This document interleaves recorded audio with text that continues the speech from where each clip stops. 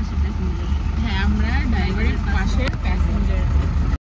Hello everyone সবাইকে। তো এটা ছিল আমাদের দার্জিলিং যাওয়ার ফার্স্ট ব্লগ। তো আগের দিন আমরা সব কিছু প্যাকিং করে রেখেছিলাম, কারণ পরের দিন আমাদের সকাল 8টার দিকে গাড়ি ছিল। আর চেনা পরিচিত কাকু ছিল বলে আমাদের কোনো রকম কোনো অসুবিধা হয়নি। আর এই রাস্তাটা হলো সোজা গেলে চলে যায় দুধিয়া মিরিকের রাস্তা, আর রাইট সাইড দিয়ে গেলে চলে যায় কার্শিয়াং দার্জিলিং ওই রুট। তো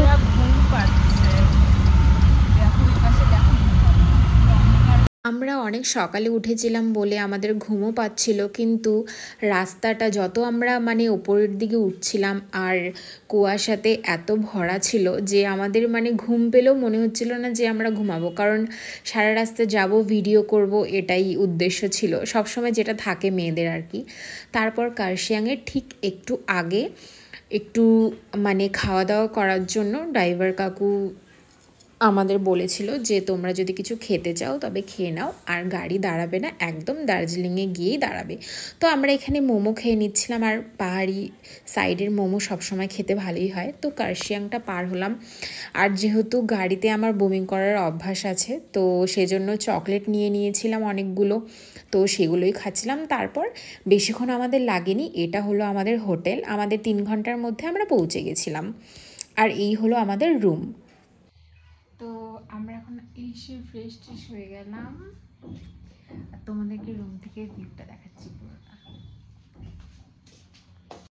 আর আমাদের রুম থেকে ভিউটা দেখো, এত সুন্দর লাগছিল। তো যাই হোক, আমরা কোথায় গিয়েছি, কি খেলাম, সবটাই শেয়ার করব তোমাদের সাথে, তোমরা আমার প্রত্যেকটা ব্লগে দেখতে পারবে। আর তারপর দেখি এখানে কি কি খাবার দাবার পাওয়া যায়। रूम नंबर 313 से बोल रहे हैं यहाँ पे एक वेज बिरयानी दीजिएगा, तो वेज बिरयानी एक और एक सॉफ्ट ड्रिंक। 2টা প্লেট দিতে বলো। वेज बिरयानी नहीं होगा। একটা কথা বলতে চাই, দার্জিলিংয়ে গিয়ে আমরা ভীষণ খাবারের কষ্ট করেছি, কারণ হোটেলের খাবার দাবার একদম ভালো ছিল না। মল রোডের সামনে যেগুলো স্ট্রিট ফুডের দোকান ছিল সেগুলোও তুলে দিয়েছে, খাবার দাবারে ভীষণ কষ্ট করেছি। তো সবটাই তোমাদের সাথে শেয়ার করব। আর এই দেখো ফ্রাইড রাইস, ও রিভিউ দিচ্ছে, দেখো বাজে ছিল ফ্রাইড রাইসের যে চালটা ছিল না, তোমরা দেখো একটু জুম করে দেখতে পারবে, একদম গলা টাইপের ছিল, যেটা আমরা বলি গলা ভাত হয় না, ওরকম আর কি। তো যাই হোক, খিদা পেয়েছিল তো খেতে তো হবেই। তো যাই হোক, তোমরা আমরা নেক্সট ভিডিওতে দেখতে পারবে যে আমরা কোথায় গিয়েছি, কি কি খেয়েছি পুরোটা।